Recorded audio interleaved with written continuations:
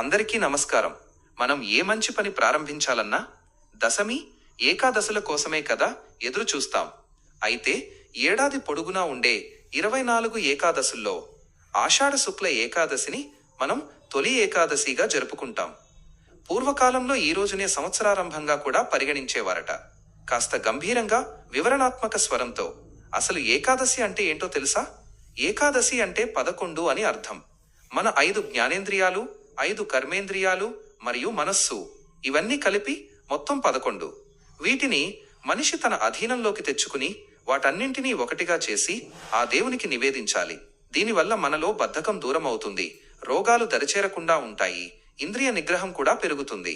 సాధారణంగా వానాకాలం మొదలైతే అనారోగ్యాలు తలెత్తడం సహజం.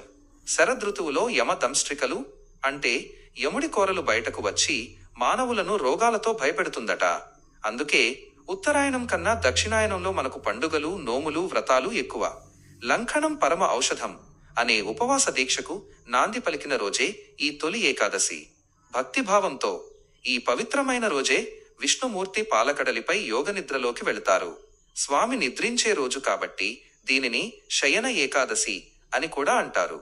ఎంతో భక్తురాలైన సతీ సక్కుబాయి ఈ శయన ఏకాదశి నాడే మోక్షాన్ని పొందింది. ఈ రోజున రోజంతా ఉపవాసం ఉండి రాత్రికి జాగారం చేసి మర్నాడు ద్వాదశి ఉదయాన్నే విష్ణుమూర్తిని పూజించాలి. ఆ తరువాత తీర్థ ప్రసాదాలను స్వీకరించి భోజనం చేస్తే జన్మజన్మల పాపాలు ప్రక్షాళనమవుతాయని మన నమ్మకం. ఈ రోజు యోగనిద్రకు ఉపక్రమించే మహావిష్ణువు మళ్లీ 4 నెలల తర్వాత కార్తీక శుద్ధ ఏకాదశి నాడు మేల్కొంటారు.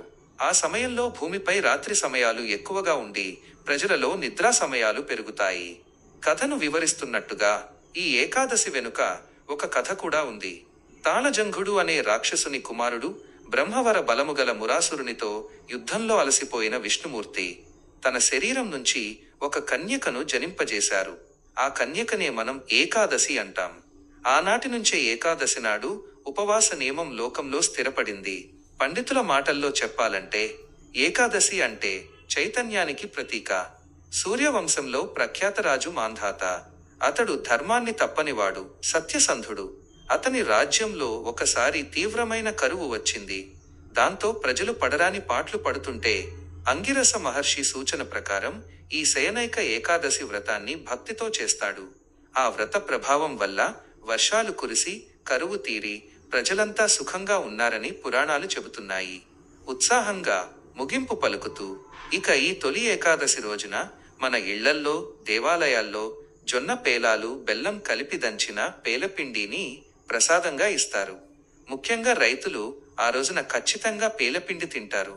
ఆరోగ్యపరంగా ఈ పిండి ఎంతో మంచిది, మనలో రోగ నిరోధక శక్తిని పెంచుతుంది. మొత్తానికి ఎంతో గొప్పదైన ఈ తొలి ఏకాదశి పండుగను మనమంతా భక్తి శ్రద్ధలతో ఆచరిద్దాం, ఆరోగ్యవంతులమవుతాం. మరో మంచి విషయంతో మళ్ళీ కలుద్దాం. నమస్కారం.